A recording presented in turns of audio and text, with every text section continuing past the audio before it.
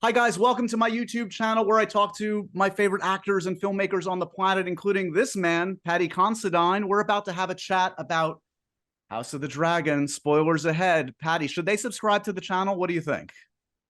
Of course they should. I'm subscribed.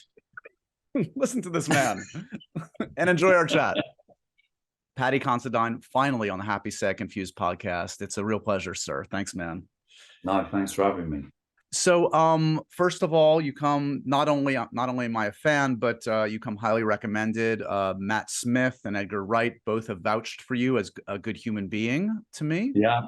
I don't know what you have over on them.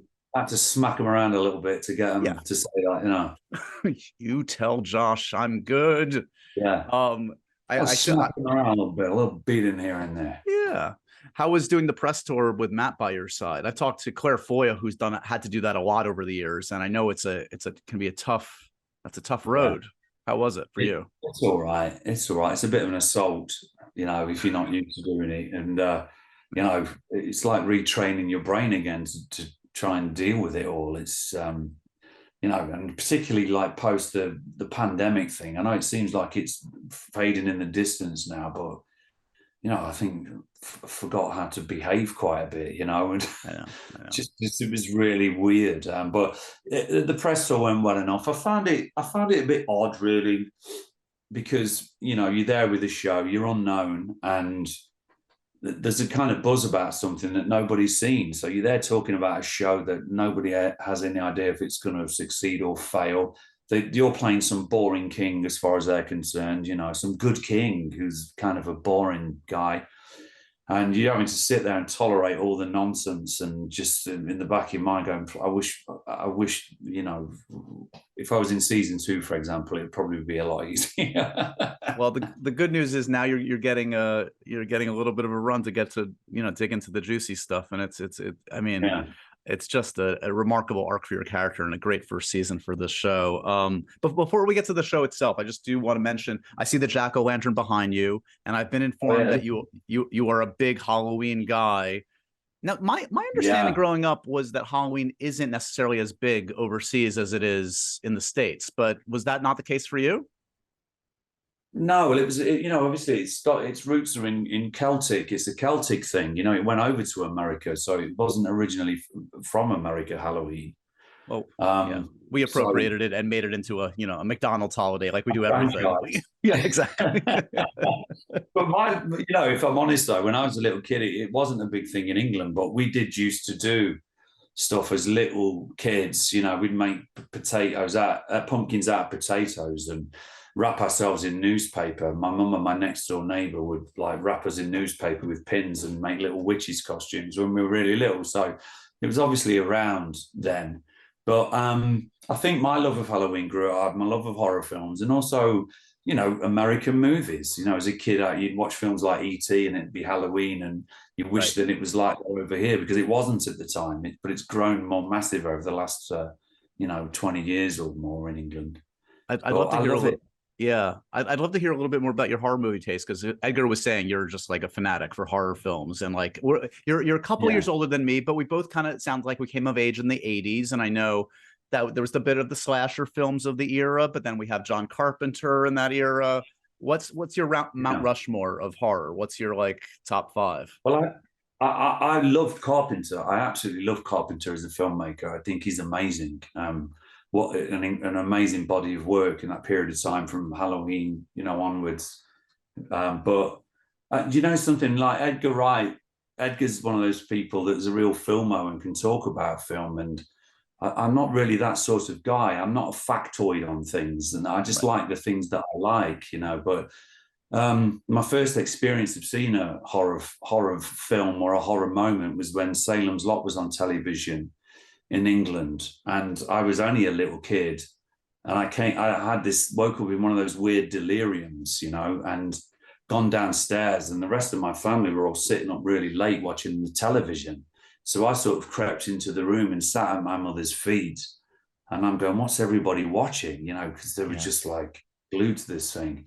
And it was a scene in the police cell where you first see Mr. Barlow, and there was this prison cell, and I'm going, what's going on? And then the lock, and then the claws, And then, oh, you know, and I leapt like a cat from the floor onto my mother's lap and screamed like, not just scared, hysterically.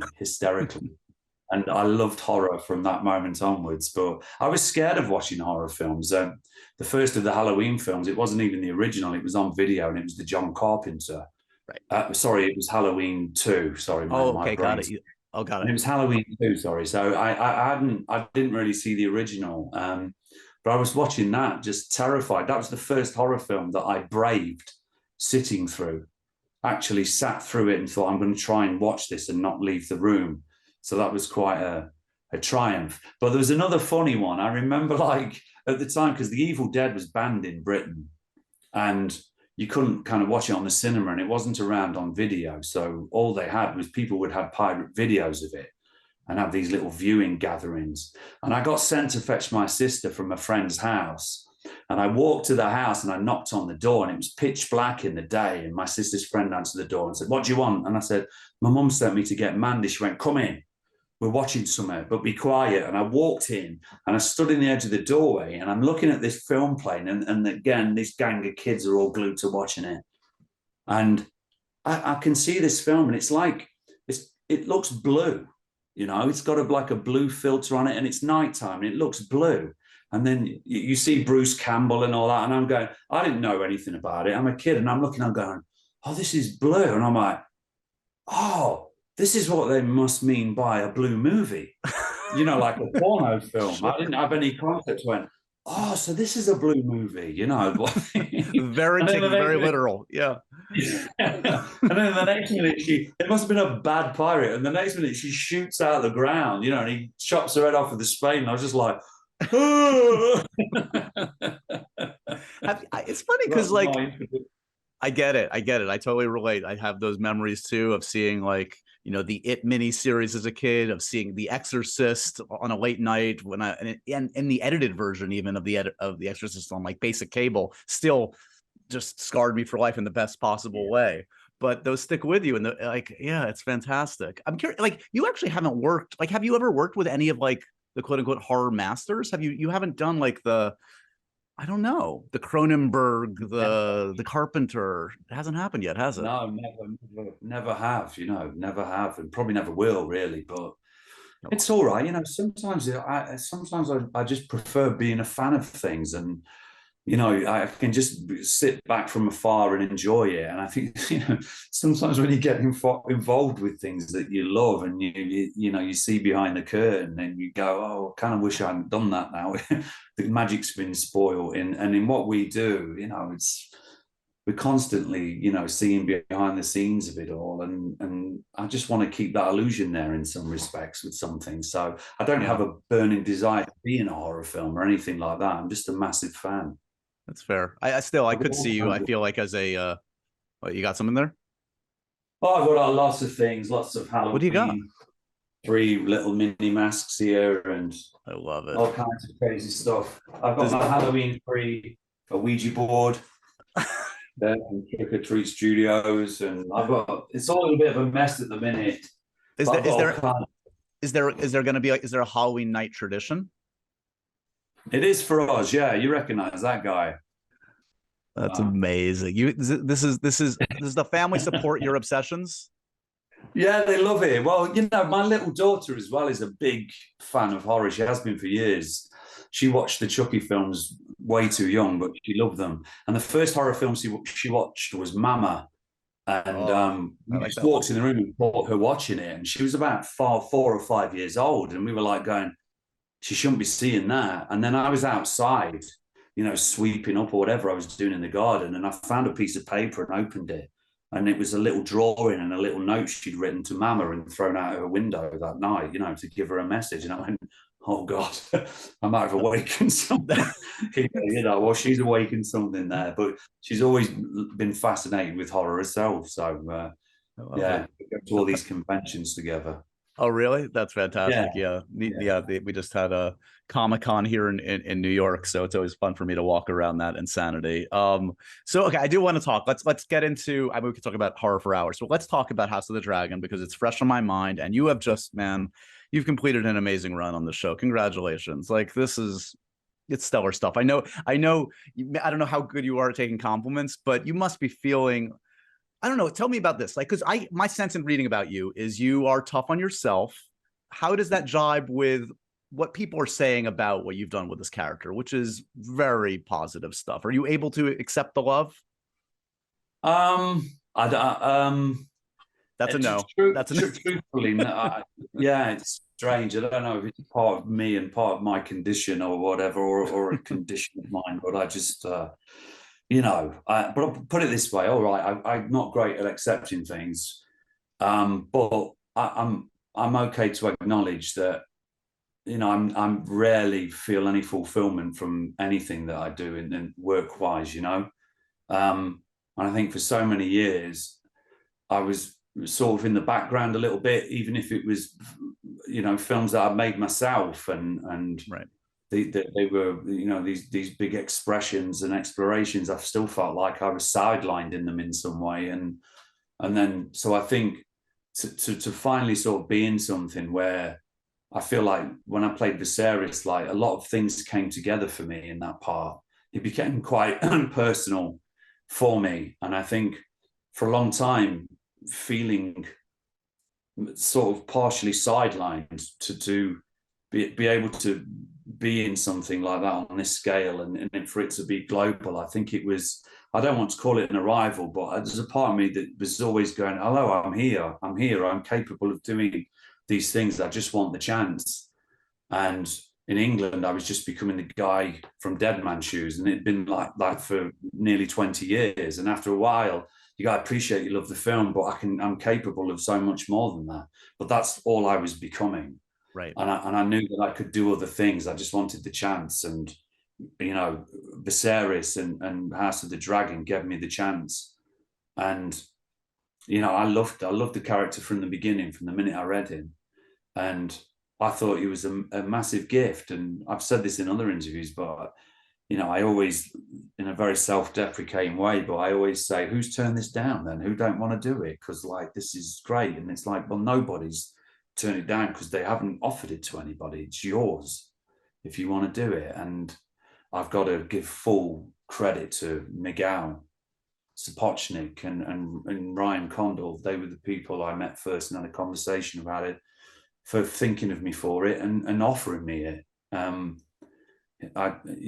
thought it was a gift, but there was a definite sort of, there was something redemptive in it for me, that I felt like, oh, finally they've seen what I can do, and they are that invisible they.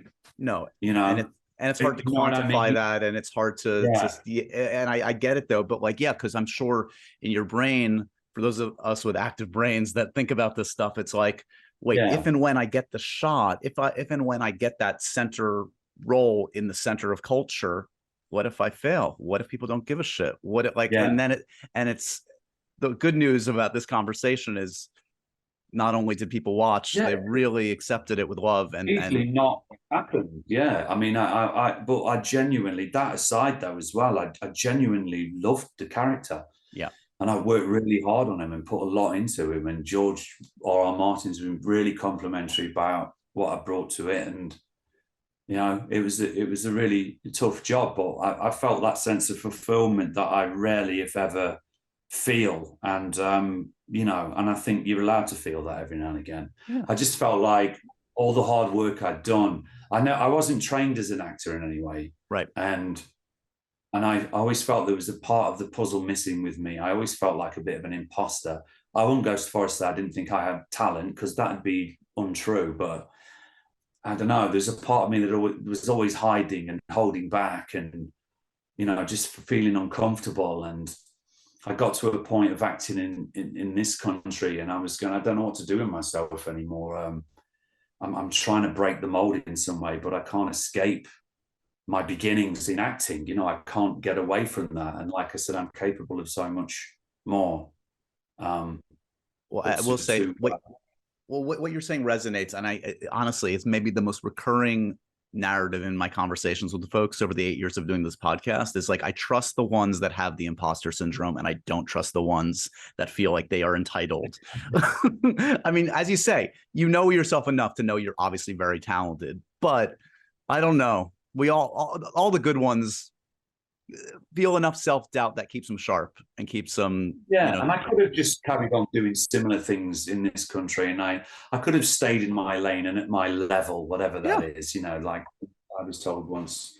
But I'm like, no, no, I'm here because this is a choice I made, and it's a journey, and it's not a sprint either. It's a marathon, and I'm here to learn. I'm not saying I'm the finished article. I never want to be that, but I just felt that there was all this untapped potential, and I went out to make myself uncomfortable. I wrote and directed my own films and went through the glory and the absolute disappointment of that. I took myself, I got these opportunities, but you've got to turn up. I went and did a play. I was never going to do a play.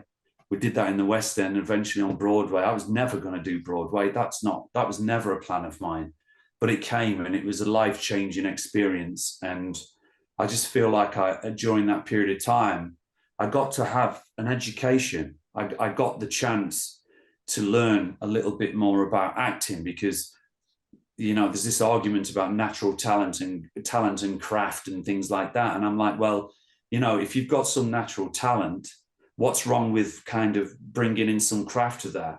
Right. There's nothing wrong with it. If I was a fighter and a great trainer, if they can make me a more refined fighter, then you'd learn the craft. So that's all it was ever about to me. And I think all those lessons came to a collision, and through Viserys Targaryen. I just think that I was able to, all those lessons I learned, I was able to put them into him, and deliver that kind of performance. So when this one comes around, as you said, like it was something clearly you wanted to do, but I mean, and you knew, presumably when they come to you, they say, I mean, the character is the character. We know his end at the beginning. And by the way, this is spoiler alert stuff for folks that haven't seen through to the end of episode 7, 8. Maybe take a pause. But I assume they said from the beginning, this is the first season, this is what's going to happen. You're only in it for the first season, but we're gonna trace the arc of this. Like, would you have been interested if they said this is potentially going to be stretched out over 3 to 5 years, or was the one season of it all exciting for you? Not if it wasn't going to be an interesting character. I didn't want to be standing there in armor for God knows how many months and years of my life, and just every now. And I've been offered jobs on epic things and in the past, and it all sounded very exciting. And then when you got the script and looked at it, you were literally standing in the background with a spear, and all these other actors got to play, and you stepped up. And I'm like, no, I'm not doing that. So this was different. I think when I read it. And it didn't bother me that it was one season, because he had a story, he had a beginning, middle, and an end, and I thought he was a beautifully brilliant, complex character. It used to drive me nuts when people talked about him as, you're weak, and all this, and I'm like, I think you're underestimating me. Viserys was no idiot in my eyes, and he certainly wasn't weak. That's for sure. And it was interesting watching that tide turn from the beginnings of the show. It was a bit of a competition. It was all about favoritism and things like that. And I'm not here for any fucker's competition. I'm not here to be your mate or to be anybody's favorite. I'm here to play Viserys Targaryen. And a friend messaged me today, actually, and they said, you watching it, they said, like, now seeing the end of it, it's almost like at the beginning, like you knew who he was from the beginning. And I'm like, yeah, I did. And I think that was the difference. I knew who he was from the start. I just had a sense of him from the very, very beginning. And I to be able to have one season, but to be able to go in and make an impact like that, I think what more would I want, really? I mean, I could turn up year after year and dip in and dip out, and you wouldn't see me for 4 episodes. I'm like, no, I came in and I did it, and I died, and I'm gone, and that's it. That's it. Why not? You've been very kind in talking about the director and the creators and the writers and your fellow actors. And I want to get the pronunciation of her name right. Sean Brooke, is that how you pronounce her name? Yeah, Sean Brooke, yeah. Who you've been saying, like, that's the key to the character for you, is the loss of that character. That really cast a shadow, and down to his dying breath. And that was clear to you from the start. This was going to be the inciting incident, or the incident that would really just cast the shadow over the rest of his life. Yeah, I understood what that event did to him. I had an idea what it did to him, but because you take on a character, and I'm talking about acting so naff and pretentious, you go on a journey, and because I've directed as well, when I direct, I'm very open to things moving, you know, like the first film I wrote and directed, Tyrannosaur, it was scripted. It wasn't an improvised film, it was scripted, and they stuck to the script. But ideas came and went in it, new avenues opened as we were making it. And I was never afraid to explore those possibilities. And I think I'm like that as an actor as well, particularly when you're living with a character for a really long period of time. So what I'm saying is you're receptive. I'm very receptive to things and people and events. So when I knew that the death of Emma would devastate Viserys, but until we shot it, and I worked with Sean for what was just a few days, and I think what determined it was because what we shot was 10 times more brutal than what you saw. And he was 10 times more devastated than what you saw. I mean, he was inconsolable. He was absolutely distraught. And there was a scene that didn't make the cut where I'm sitting on the bed, there's blood on the bed, and I've got the dagger.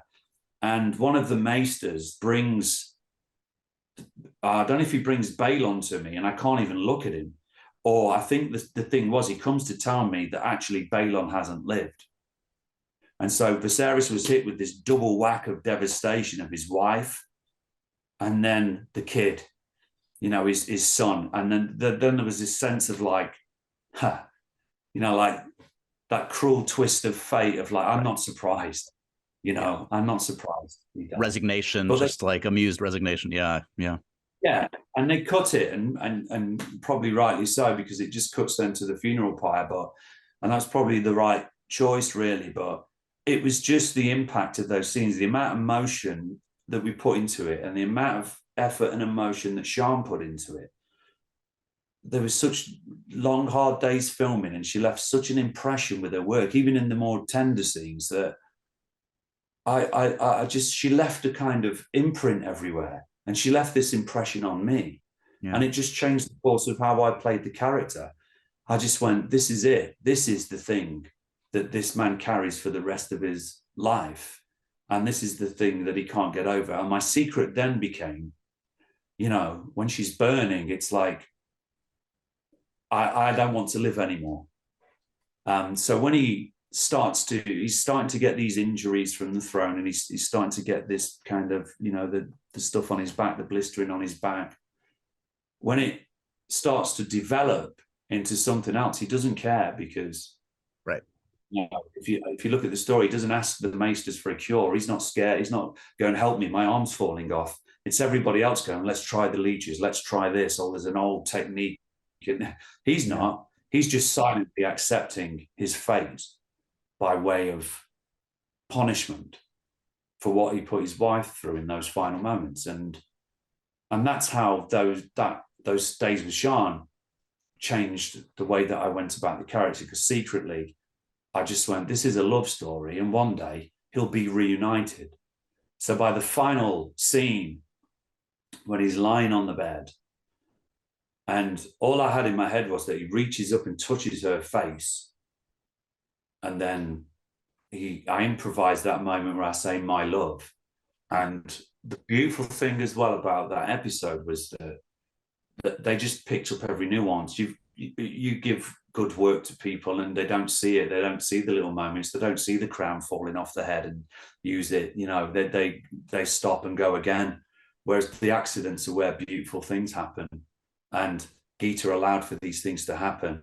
And not only that, put them in, put these little nuances in, put those moments in. And I was really grateful, because, you know, a lot of your performance too depends on the work of everybody else and the choices they make in the edit. And I can say with my hand on my heart that I thought the choices they made were fantastic. So I was just so...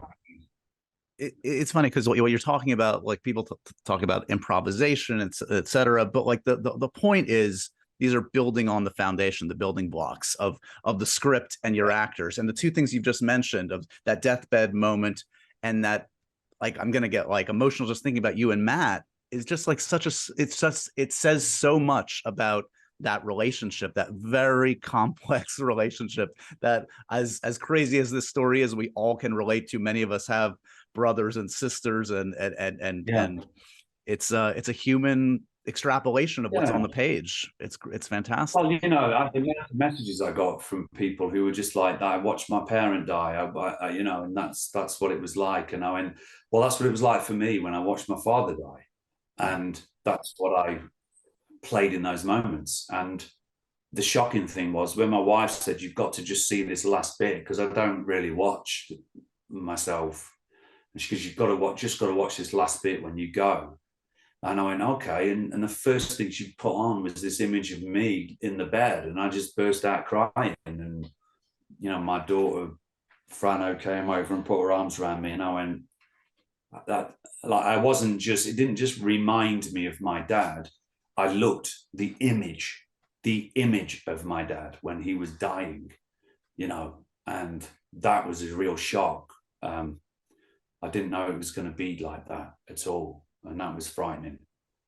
But that's what we do, you know. That's what we do. Yeah. So you haven't watched it sounds like you haven't been watching the show. Will you watch it now? I mean, now you can watch it from a distance, or is that going to be weird? I look, you know, I'm a funny creature. I'm very self-critical and cripplingly so. And, you know, I feel like I watched the first episode a couple of times. We had our premieres, and I crept into the second episode and saw bits of the third, but not all of it. And okay. And then my wife showed me a scene from one of the others, and I thought I was awful in it. And then I couldn't watch it anymore. You know, I watched other people's bits. I watched some of the other people's scenes in the show. You know, I made sure I looked at my colleagues and my comrades and saw what they were up to. So it's not like, but I couldn't, you know, and it kind of did my nutting for weeks. And I went, I can't watch this fucking thing. It doesn't matter if Scorsese, De Niro, Pacino, and Sam Rockwell, all the people I love. Phil Hoffman were there standing in the line going, Paddy, that's amazing. What are you talking about? It wouldn't matter to me. So, well, but on that note, let me read, and this might make you cringe and want to like run into the other room. But this is what George R. R. Martin said, and I just want to say it for the record: the character he created for the show is so much more powerful and tragic and fully fleshed than my own version in Fire and Blood that I'm half tempted to go back and rip up those chapters and rewrite the whole history of his reign. Paddy deserves an Emmy for this episode alone. If he doesn't get one, hey, there's no justice. So that's the guy. Well, that's the man. There are far greater injustices in the world, but for George to say that, you know, it's really humbling, and I can't, you know, I think that's an amazing thing to do, to have the author and creator of that world say those things, that you've made a character, and they, you know, the thing is that, you know, Viserys was on the script. You know, when I talk of improvisation, I don't mean we went in and it was like Goodfellas, you know, it wasn't. It's just the odd flourish. It's the thing you felt. And I always had this thing of, when I die, I know what I see and I know what I want to see. And I kept that a secret. And I don't know if I even spoke to Geeta about it. I can't remember, but to have it was always there. But what happened early on was like you know, we did a dreadful read through. It was COVID. We were all 20 meters apart from each other. Right. It felt like we were doing it on megaphones. It was like in a spaceship. It was odd. It was weird. Everybody was projecting, you know, and all this shit. And it was horrible. And afterwards, Miguel looked worried. And I thought, oh, here's the part where they know they've fucked up and they've hired the wrong person. And he went, we need to put more Paddy in it. And I went, okay. And he went, it's missing Paddy. And I just went, bang, you fucking got it then. If you want Paddy, let's do it. Yeah. And it just gave me the confidence and the license to go, right, I'm bringing everything to him. And that's what I did. And just from that moment on, when you know you're allowed the freedom of a character and you're not there battling over the minutiae and nonsense that can happen sometimes. I think after so many months in, it was like, just trust the guy. He is Viserys. He knows this guy. And you have to do that as a writer sometimes. You just got to hand this over to somebody and go, listen, I'm here to guide you, but this is your journey now. Right. But for George to say that is the greatest compliment. Yeah, it's amazing, really. We've been talking about the kind of that, self-doubt, that imposter syndrome thing. And you had, early success once you kind of committed to acting. I mean, I would say, was there a job that scarred you or something? Like, were you fired from an early job? Like, what happened? No, I never got fired from anything. It wasn't that. I was a very lucky kid in that I got out the blocks with a decent body of work. I mean, Ken Meadows he's the guy that got me back into wanting to act again. So there was Romeo Brass with him. I worked with Pavel Pavlikovsky on a couple of his early films. I worked with Jim Sheridan. I worked with Michael Winterbottom. Absolutely, it was amazing. But I feel that something got stuck at some point, and it was probably around the time of Dead Man's Shoes. Right. That something got stuck, and something in me was going like, something's not working here for me. I feel like I have all this potential, but I don't really know what to do with it. And I got offered. I'd had a role in The Bourne Ultimatum, which was a really big film, but it was a big film. It didn't need me in it at all, And that's not self-deprecating; it's a fact. I loved working with Paul Greengrass. He's a great filmmaker, and I was working with Matt every day.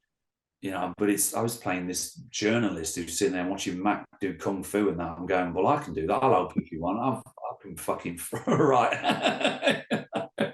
And you're sort of sitting there, what am I doing here? There wasn't a big film, but I knew that it wasn't a moment for me in a career sense or even an acting sense that people would go, oh, God, you were great as that Guardian journalist in The Bourne Ultimatum. People rarely say the 8th lead in the action movie. They're not going to say this is the one. This is it. Yeah. No, I get it. But it's a great film. It's a great film. Yeah. And I was absolutely grateful for the chance. But there was a couple of moments on that even when I thought, I'm not sure about this anymore. I don't know what's going on. And I started to feel that early. And then, Dead Man's Shoes was something I did the Red Riding trilogy, which was a great show that we did in England. You look at it now, I mean, it's smash. You put that out on Netflix or brought it out as a new drama. It's totally.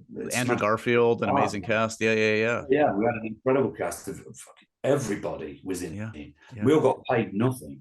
Of course. I remember being on the set of that. I stood with Peter Mullen and there's Dave Morrissey and there's Sean Bean and like you say, there's Andrew Garfield and everybody's doing their thing. We're all crossing over because we're shooting these different years. And I remember having a conversation with Peter Mullen about the fact that we were getting paid nothing. And I said, well, why did you do it then? And he said, well, I do it because they said you would. I did it because they said you were doing it. And I went, well, I only did it because they said you were doing it. And everyone was turning around and went, well, I only did it because you did it. And this isn't showing everybody, but the vibe on the set was, oh, I did it because they said you did. And I went, they got us all to do it on the back of each other. We're all idiots. Oh. That's how they trapped all who got us on it. But it was a really great piece of work. James Marsh directed the one that I did. Gone on to do some great documentaries and film work. So, I think Dead Man's Shoes is probably the thing that just became a bit of a weight, not in terms of the film. It's an incredible film, and I think it's a powerful performance. But it became a weight around my neck for a long time, and I couldn't break it. And it didn't matter what I did. It said, "Oh, well, you'll never beat Dead Man's Shoes." And I'm going, I'm not here to beat anything. And then Dead Man's Shoes is further and further in the distance, and I'm going, is anything going to come? Yeah. To change the consciousness just a little bit, because I could say, the Firm and Gary Oldman, Made in Britain and Tim Roth, I could pick out those guys, but they kind of did work that sort of pushed them further on down the line, and I'm still sitting here going, what's going on? I'm still the guy in the green coat. And I think sometimes it builds up it built up a kind of resentment. And it was only because I'm capable of more. That's great, and I can do that. But in some ways, playing that character wasn't a challenge to me. Playing Viserys was a challenge, but playing that character wasn't a challenge. And, just having that sense that you've got so much more to give and that you want to learn about this thing that you're now suddenly doing and you're making a living from, but you're feeling so, terribly insecure about. I'd been offered a script years ago, and it was to play this leading role, and it was so one-dimensional. And I said, I can't do this. I said, I can't do it. It's all about running and jumping over shit. And I said, there's nothing there. And then there was another role in it of King Charles the First, and I went, I'll play the king. Yeah. And I looked at it and I went, I could do something with that. I could turn that into a Phil Hoffman type, like he was even in Along Came Polly. He flounces on the stage on that wonderful moment. And I'm like, I could do something like that with this. And I said, I'll play the king. I'll do the king. Oh, no. No, we don't really see you as a king. So you'd have to deal with that. Well, that's the thing. He's got his Funko King. Who's the king now? Who's the king now? Mother liquor. I also have to say, I took the opportunity when I knew I was going to talk to you just to dive down the Hot Fuzz YouTube rabbit hole to watch some of your scenes. You and Rafe. Oh my God. It makes me laugh so much. Did it feel, were you, I know I've talked to Edgar a lot about that film and obviously the Michael Bay influence. Did you go back to Michael Bay? Did you look at any specific character tropes no, it was just all instinct. What was it? Sometimes, this is the funny thing with characters and research. Sometimes research is really, really helpful. Sure. But I know those guys very much go to certain movies and look at certain movies. The only thing in it was Point Break was the first film that me and my wife went to see together. We've been together 30 years, 31 years this year or something. We've been married for 20 years. And that was the first film that we went to see at the cinema together. I love it. Yeah. Hot Fuzz to me wasn't like that. Myself and Rafe did go out to Wells, or we went somewhere near Bristol, and we met a couple of detectives as part of our research, and Edgar sent us on a research trip. And the first time I met Rafe actually was was waiting in this sort of hotel bar thing when I got off the train, and then we got picked up and went to meet these detectives. And they were kind of like the Andes. They weren't comical, but they were like the Andes. And they were telling us about all the various murders and the cases in the area. And they couldn't wait to show us the pictures of dead bodies. They had this thing of this happened to such and such. We walked in the room and this body, it was like something from Indiana Jones. We'll show you in a minute, They couldn't wait to get the grotesque. And then at one point, one of them says, I'm going up the road to the bakery. Does anyone want a flapjack? And in the thing, everyone's buying cakes and that in Hot Fuzz. And I always felt like, is that set this up or something? But these guys had so many similarities to the Andes that they were off to buy cakes and flapjacks and things like that. But that was the extent of the research. Me and Rafe just... we were like naughty kids at school. That's the only way to describe it. We became our own little thing. And we became the Andes, and we had a good laugh, and it was, man, that film was like going to school. It was like being at school again. Yeah, you can imagine that's the beauty of a film like that it's so rich in every smaller character is you could watch the movie about those characters. You imagine the broader life of those characters. That's what's on screen. Yeah. But I've got to say that's Edgar's writing, and that's Edgar. And sometimes I won't say give you a line read, but sometimes he reminded me of Bruce Robinson.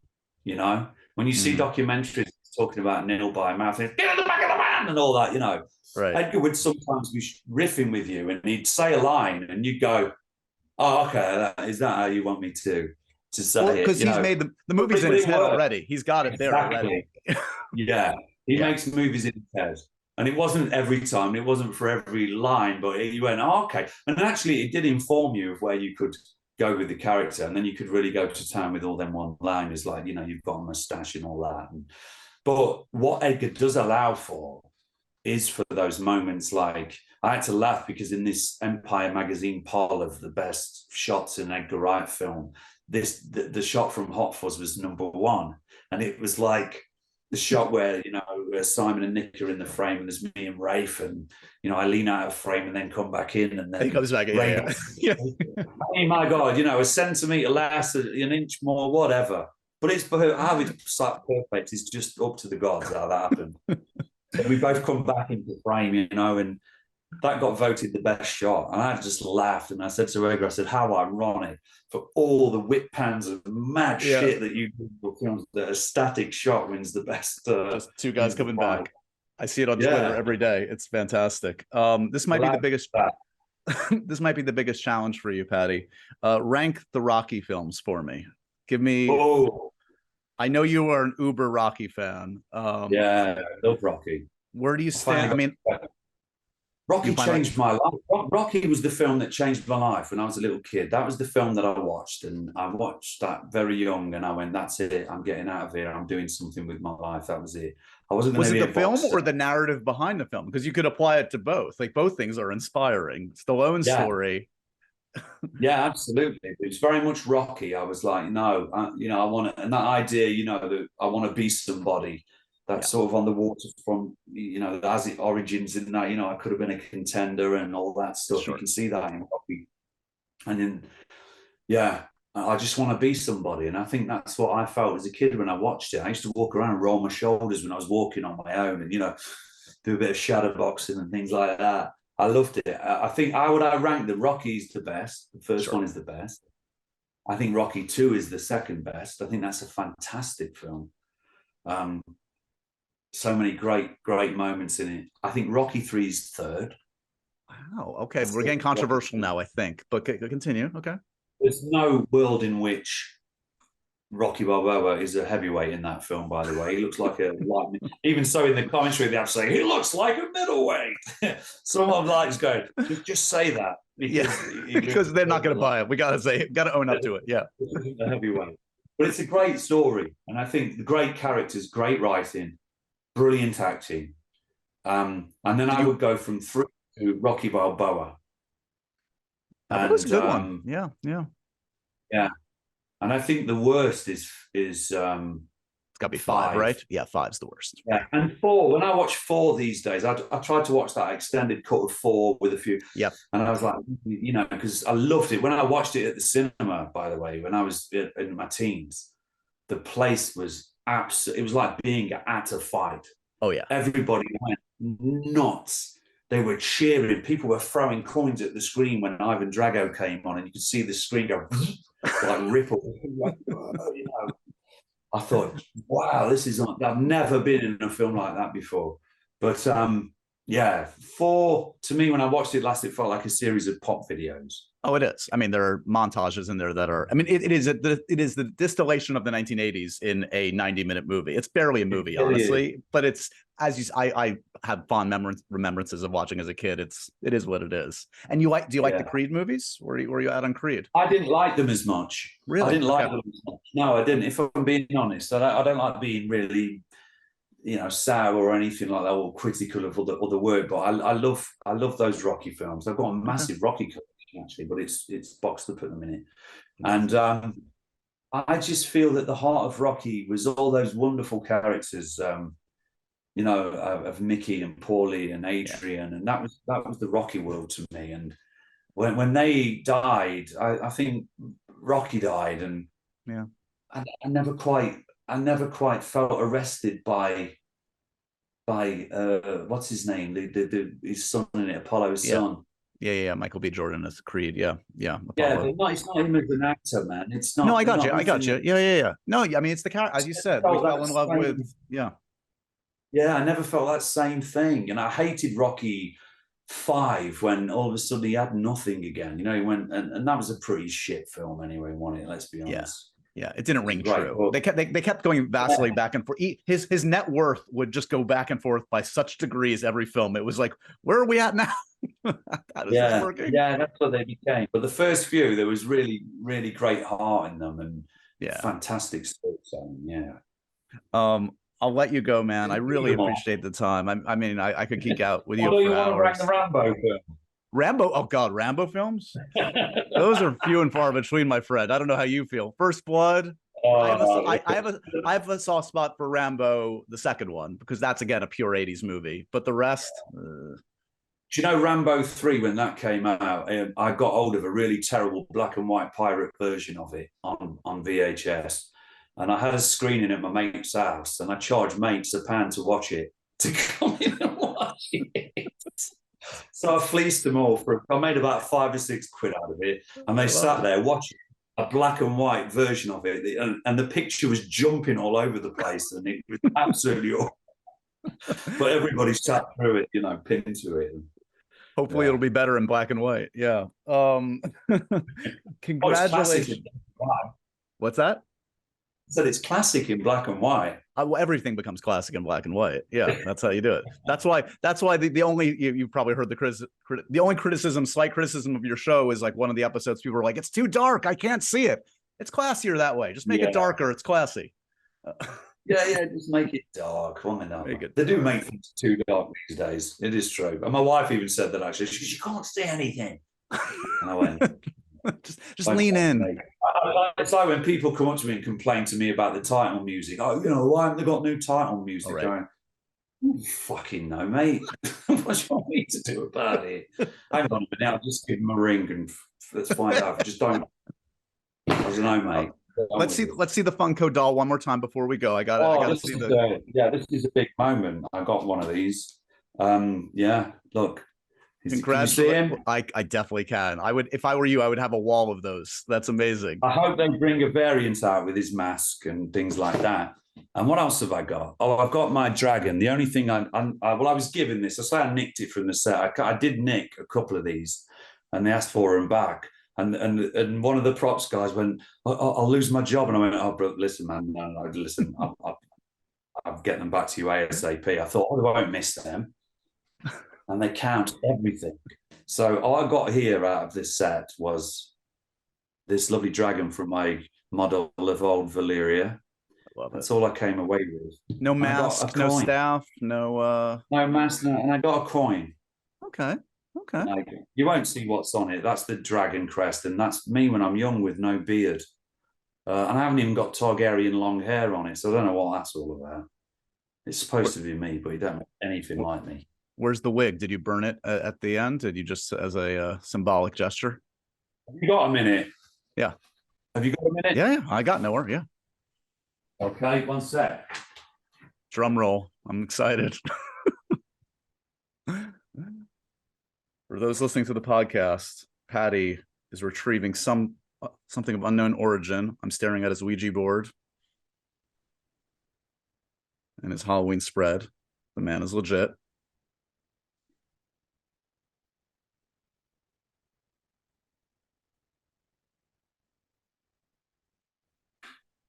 Here we go.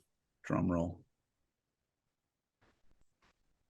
This is one of the most wonderful gifts I've ever received from anybody, really. So when I left, my brilliant makeup department gave me a present, and it was this beautiful thing. It was my last. We used to call this wig Beyond Ball Bag, and this was the end piece. There's my wonderful Targaryen hair, and there's. Oh my God! Did folks sign it too? Everyone signed it. Yeah, all my team signed it, and people on the makeup buzz. But look at that beauty. I mean, where would you put this beautiful item? That's gonna be the hot new look this year. Yeah, it looks like a gigantic ball bag. You know what I mean? It's like, but there you go. I leave it in the garage.